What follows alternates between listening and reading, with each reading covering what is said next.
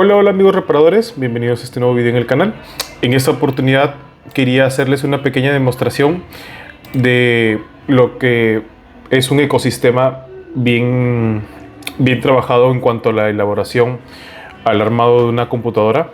Para mi caso personal, como pueden ver, por aquí tenemos que mi máquina personal tiene una i7 10700F que funciona a 2.9 GHz. Por aquí lo pueden apreciar. Es un CPU de 8 núcleos, 16 hilos, con 32 GB de RAM. Por aquí, de RAM. En este caso, para la unidad principal tiene un disco duro, y para la unidad secundaria tiene una SSD, lo cual lo he hecho a propósito con la finalidad de que ustedes puedan ver qué pasa cuando nuestra unidad de sistema operativo de arranque cuenta con una unidad de disco duro en vez de utilizar una de SATA. Como ya sabemos, las velocidades de procesamiento son diferentes, pero ¿cómo se traduce realmente esto? Así que lo que vamos a hacer es instalar CPU-Z y hacerle un bench al CPU, y luego lo vamos a estresar, más que todo para identificar esos términos o ver cómo es el rendimiento. Por ahí podemos ver que a la hora de ponerle un bench o una prueba de rendimiento nos está arrojando 4300, casi 4300 puntos en multinúcleo, en multihilo, perdón, y 530 puntos por hilo. Entonces, por ahí podemos ver cómo funciona cuando tiene como unidad de arranque un disco duro.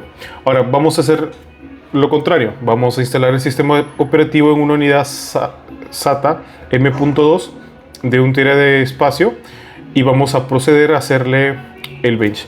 Pero también quería que tuvieran en cuenta lo siguiente. Para esto también voy a abrir la prueba de rendimiento aquí en el rendimiento propio del administrador de tareas y vamos a ver qué pasa cuando estresamos.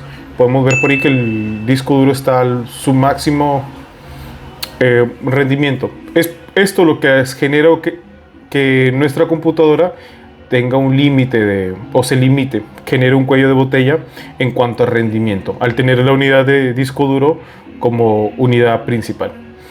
Una vez que ha pasado esto, a ver, ¿ya terminó la prueba? Sí, terminó la prueba. Podemos ver que por ahí sigue al 100%. Esto, como les explicaba, genera un cuello de rendimiento, haciendo que el disco esté funcionando a su máxima capacidad, pero la CPU no se encuentre. Mire, por ahí podemos ver que el disco está al 100 y la CPU solo al 4%. Vamos a hacer el caso contrario. Voy a instalar el sistema operativo en la unidad M2 y vamos a ver cómo salen esas pruebas. Entonces ahora lo que vamos a hacer es, ya instaló el sistema operativo, abrimos el CPU-Z, que es donde hicimos el benchmark, el Crystal Disk, que es donde revisamos más que todo datos del disco o de las unidades de almacenamiento. Bien, aquí aparece configurado que mi unidad C es el Kingston, el NVMe M.2, ¿no? De 1 TB. En este caso solo es nuevo, tiene 7 horas, y el Western Digital en disco duro. Entonces hacemos el bench y lo que nos vamos a percatar es que los valores suben mínimamente. Está en 4300 si no me equivoco, está en 4400 ahora y 540 puntos. ¿Qué pasa? Voy a hacer una breve explicación. Si bien cambiar la unidad de almacenamiento de disco duro a M.2 mejora significativamente el rendimiento, lo que pasa es que estás haciendo o quitando el cuello de botella. Lo voy a explicar con esto. Vamos a suponer que esta es nuestra unidad de almacenamiento, este tapercito, y este de aquí viene a ser nuestro procesador. ¿Qué pasa cuando el procesador es de menores características, como por ejemplo un procesador Celeron o un procesador de gama baja? A la hora de echarle los procesos, por ejemplo abrir un programa, hacer un renderizado, ¿no? Aquí vamos a echar los procesos. Esto va a generar un cuello de botella o un cuello de embudo, lo que va a hacer que entren muchos procesos, pero salgan poco de ellos hacia nuestra unidad donde la va a procesar, en este caso el disco duro. ¿Por qué?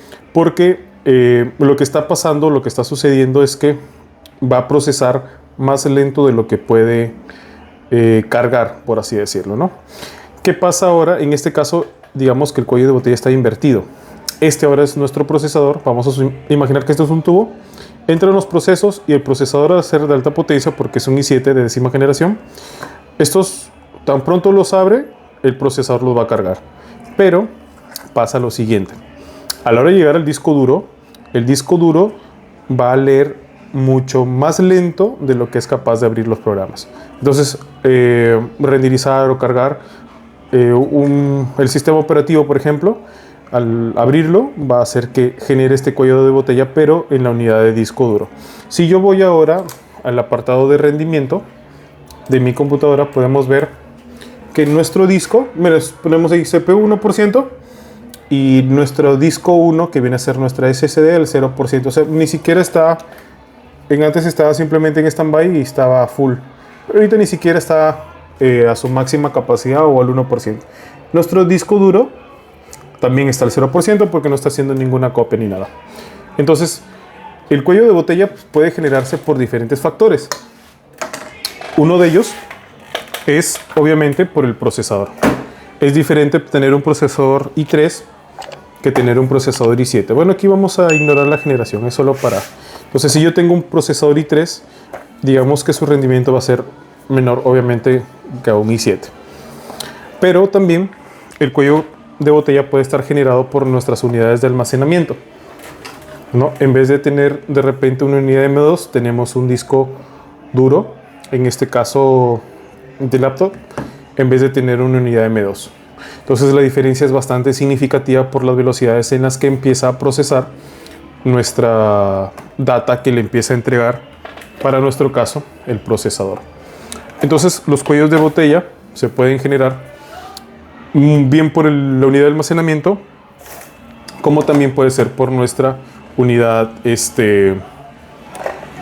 como la CPU. Otro cuello de botella que puede ocurrir es lo que sucede a veces con las tarjetas gráficas. Y es que a veces las tarjetas gráficas tienden a ser, nos preocupamos por tener una buena tarjeta gráfica y nos olvidamos, bueno, ¿dónde configura esto? Ya. Bueno, nos olvidamos simplemente de... bueno, acá está, sistema. Nos olvidamos simplemente de verificar que el procesador lo admita o que nuestra memoria RAM sea capaz de admitirlo, ¿no? Por ejemplo, aquí tenemos, en este caso, mi equipo, considero yo que tiene un buen ecosistema, puesto que la CPU es una i7 10700, tiene 32 GB de RAM y su unidad de almacenamiento principal está dada por unidad de estado sólido y su tarjeta gráfica es una 3070.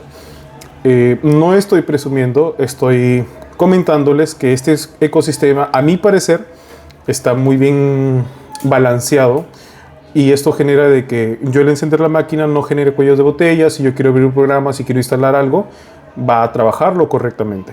Caso contrario pasaría si yo el almacenamiento, el arranque del sistema lo hiciera desde el disco duro.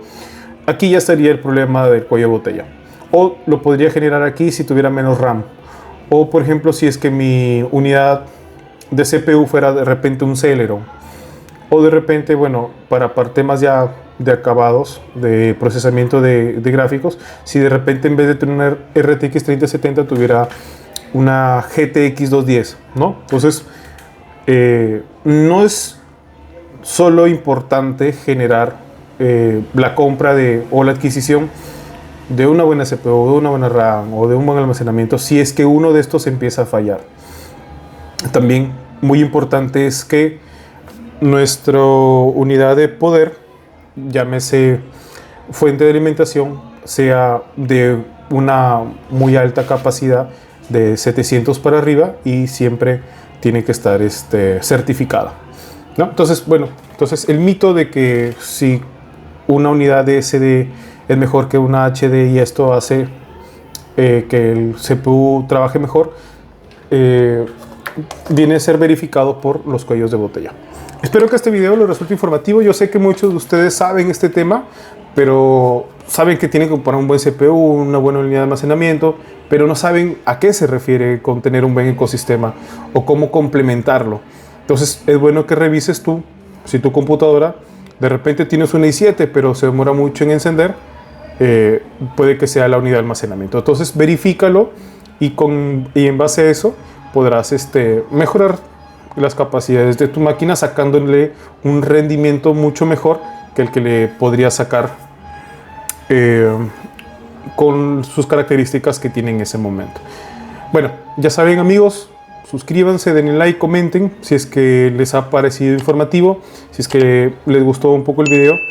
Me apoyan bastante comentando o compartiendo este video. Y bueno, conmigo será hasta el próximo video. Chao, chao, amigos.